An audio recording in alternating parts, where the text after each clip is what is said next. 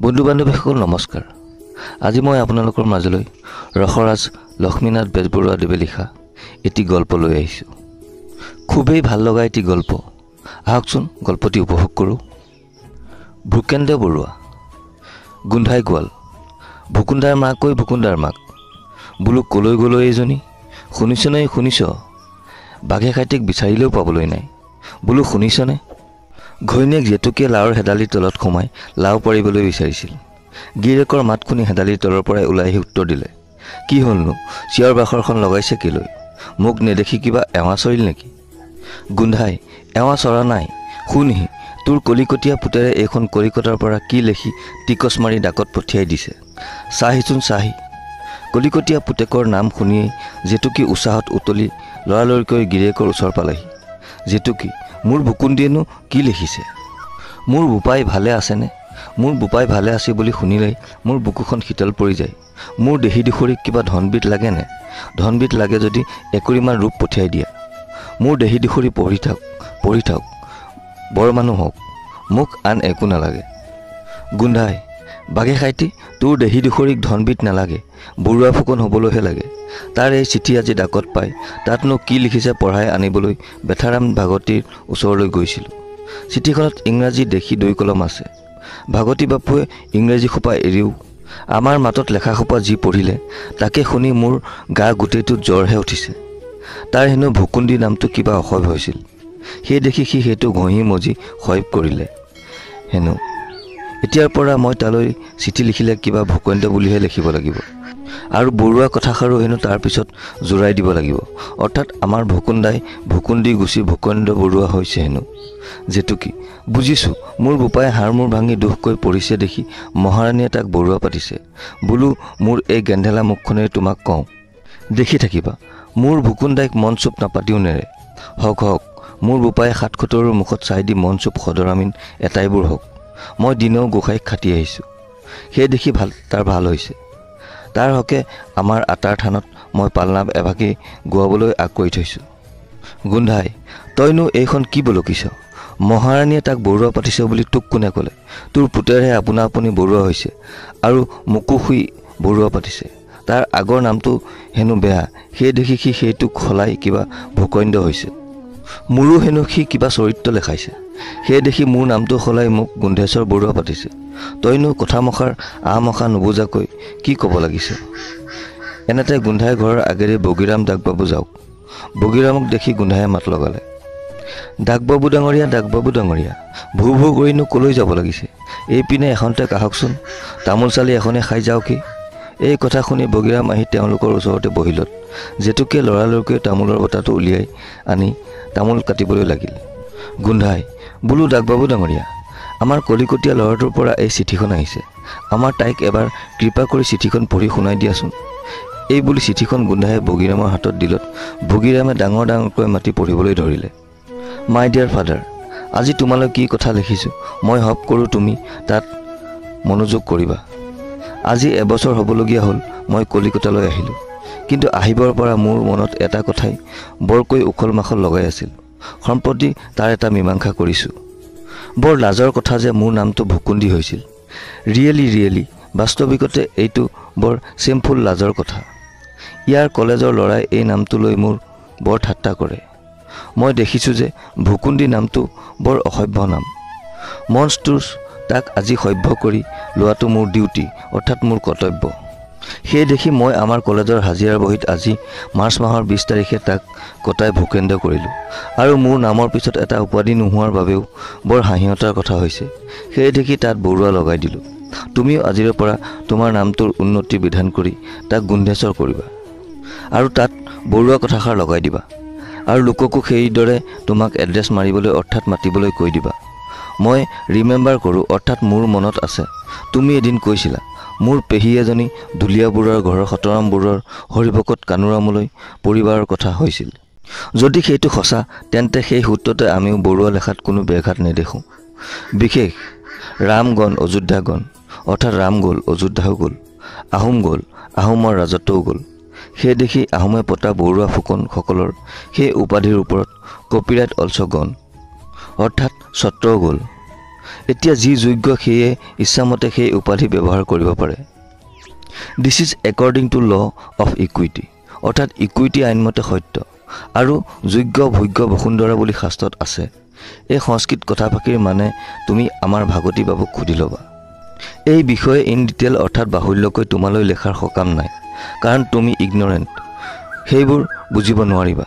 মুঠতে কওঁ যে আজিৰ পৰা তুমি মোৰ ইণ্টাৰেকশ্যন ফ'ল' কৰি মই কোৱা মতে কাৰ্য কৰিবা। আৰু এটা কথা মই তোমাক কওঁ, তুমি লাহে লাহে তোমাৰ চিম্পুল গোৱেলৰ ব্যৱসায়টো এৰিবলৈ চেষ্টা কৰিবা, কাৰণ সেইটো লাজ লগা বুলি মই থিংক অৰ্থাৎ বিবেচনা কৰিছোঁ। তুমি আগে যি আছিলা, এতিয়া ইউ আৰ মাই ফাদাৰ, তুমি মোৰ পিতাই।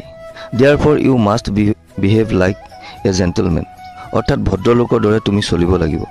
আইক ক'বা তেওঁ যেন ঘৰে ঘৰে ঢেং ঢেং কৰে নুফুৰে। চি মাষ্ট কিপ হাৰ ৰেচপেক্ট, অৰ্থাৎ এতিয়া তেওঁ নিজৰ মান সম্ভ্ৰম ৰাখি ফুৰিব লাগিব। আই হোপ, মই আশা কৰোঁ তোমালোকে মোৰ কথাৰ অন্যথ নকৰিবা। ইটি Bhupendra Barua, mister BK Barua, first year class, metropolitan institution, Kolkata. মোলৈ চিঠিৰ ওপৰত মোৰ বিগজু এইদৰে লেখাবা।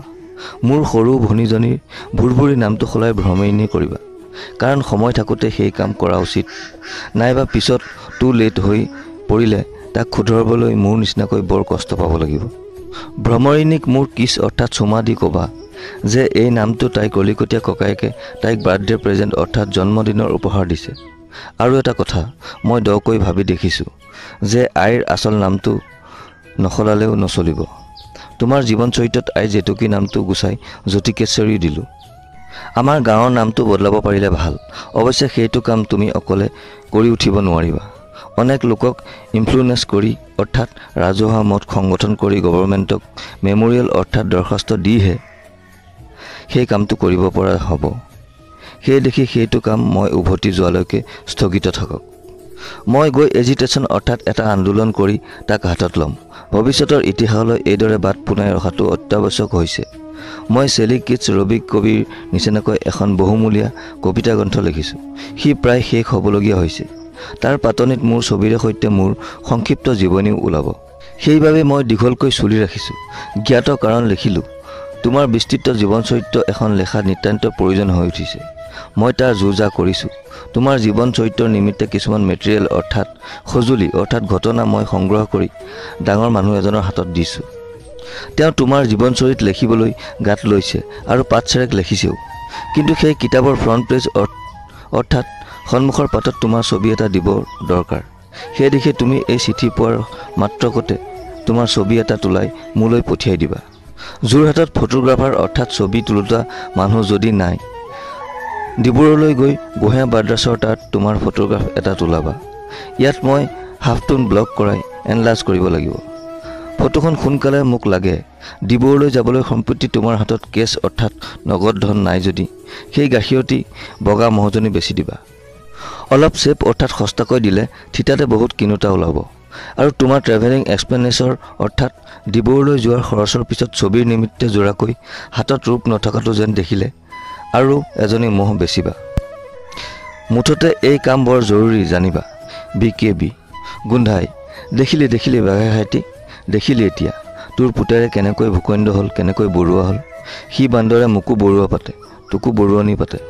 গুৰুজনাৰ অনুগ্ৰহত মহ গৰু দুটামান ৰাখি এগাল ভাত খাই আছোঁ। সি বৰুৱা হৈছে দেখি তাকো হেনো এৰিব লাগে, তাকো বেছি দিব লাগে।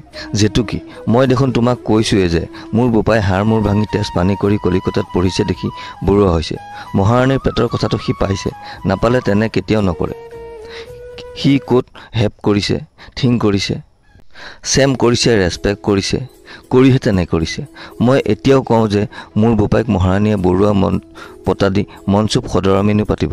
তুমি চাই থাকিবা। মই আমকি হওঁ যদি মোৰ কথা ফলিয়াব। মোৰ বোপাইৰ হকে মই এই একাদশীতে থাপন পালনাম গোৱাম। মোৰ বোপাই ভনীয়েকক কি হাৰ উপহাৰ দিছে চাওঁ। কোন ধাৰ? অ' ভুৰভুৰি, তোৰ কলিকতাৰ ককাৰে তোলৈ কিবা কলিকতীয়া হাৰ পঠিয়াইছে। চাহি, কলৈ গ'লনো এইজনী?